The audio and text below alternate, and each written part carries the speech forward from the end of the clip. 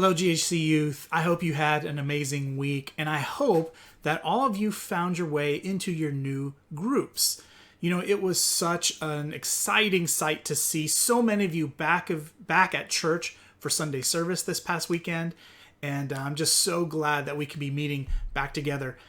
Well, hey, we are starting up a brand new Bible study series on spiritual disciplines, and today's lesson introduces the basic concept of what spiritual discipline is. And so let's turn to 1 Timothy chapter 4. And what I'm going to do is I'm going to ask you to pause the video and take a moment, read verses 1 through 10. 1 Timothy chapter 4, verses 1 through 10. I want you to read that yourself so that I can just highlight a couple of the verses as we need. All right, you're back? Look at verse 1 to 2. We're going to begin there, and it reads this. Now, the Spirit expressly says that in the later times, some will depart from the faith by devoting themselves to deceitful spirits and teachings of demons through the insincerity of liars whose consciences are seared. This is scary. This is basically saying that some will depart the faith. Some Christians, some believers will leave the faith. This is the danger that many young Christians face. Some will leave. They will fall to deception. They will fall to false teaching. They will be persuaded by liars. For you, you may encounter this in all different forms. It might be simply just peer pressure from unbelieving friends. It might be kind of a general sense of pressure you feel to do what everyone else is doing, to do what's current, what's popular, what everyone else says is okay, even though it used to not be okay. There might be people who say that, well, science has disproven religion, when in fact, science is unable to answer some of the foundational questions like how was the universe created?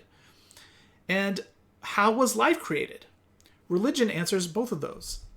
It might be atheists and humanists and liberals and other modern philosophies that will try to teach you and convince you that, number one, religion is an ancient superstition and it's outdated. But number two, they want you to be woke to their way of thinking so that you can decide to be whatever you want to be.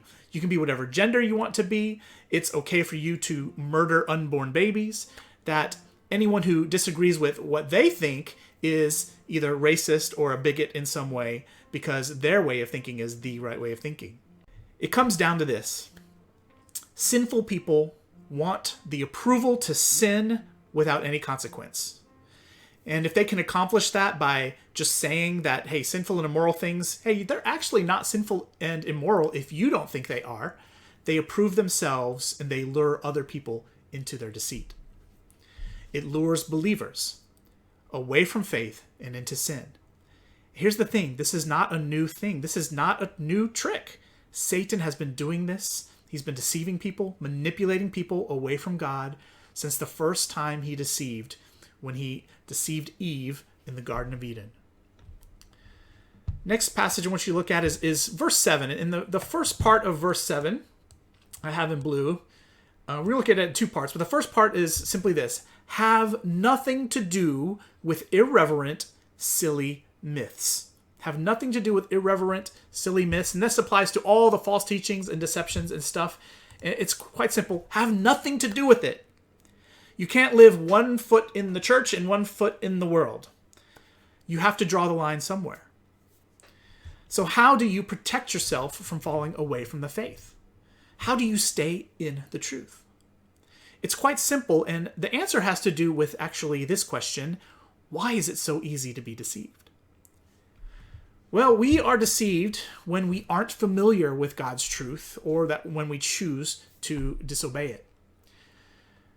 But what is the truth? The truth is God's word. God's word is the truth. Jesus is the truth. Jesus is the way, the truth, and the life.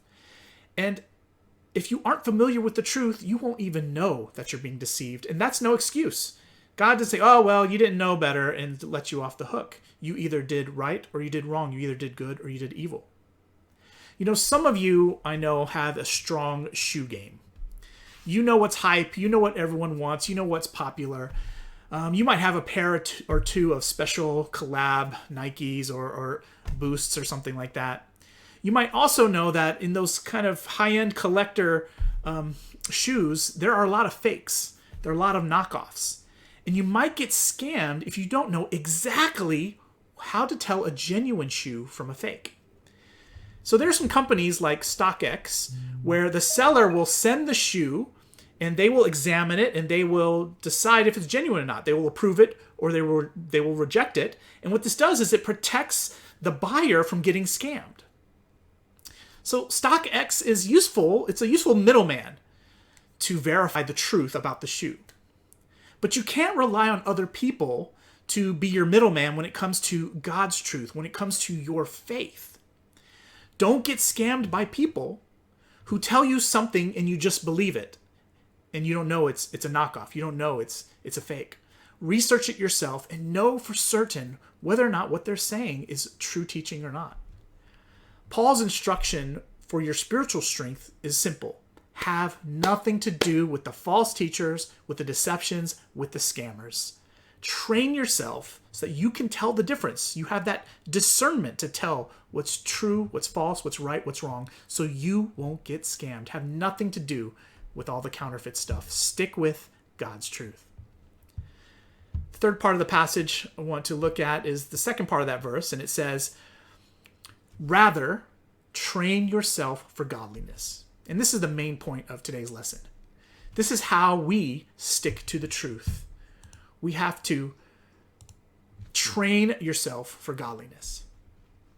And in this passage, he compares training your body. And he says, hey, training your body, it's useful, but kind of in a short amount of time or for limited uses. You know, the average person can hold their breath from anywhere between 60 to 90 seconds, but with a little bit of training, you can learn how to hold it for 10, 15, almost 20 minutes. If you ask me to run a mile, I'm so out of shape, I don't even know that I could actually do it without stopping. But if I trained for a few months, I could probably get to the point that I could run a 5K with relative ease.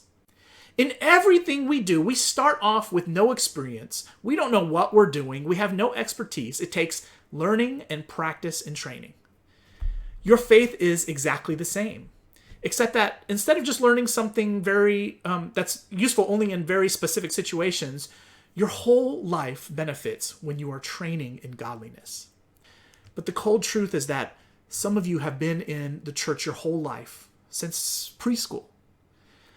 You say that you've been a Christian your whole life. But because you haven't been training yourself spiritually, that now, even though you are a teenager, you still have preschooler faith. Why is your faith so weak and fragile? Don't be content just having believed in God.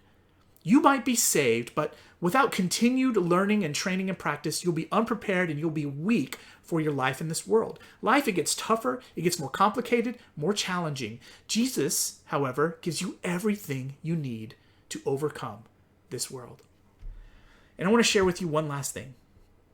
If the point of today's Bible study is that we should train ourselves for godliness, the reason isn't just because it's good for you. That's what your parents tell you when you're 5 to eat vegetables. It's not just for the achievements, like you are doing maybe in school for your college resume. Our motivation for personal holiness, for godliness, is love. To know Christ's unconditional sacrificial love. To know how to love others. To know the God who is love, pure and holy. And just like anything you do, you might be able to force yourself to do something that's good for you, but if it's something or someone you love, you are eager to do it. So GHC Youth, would you meditate on this? Would you consider your own personal training?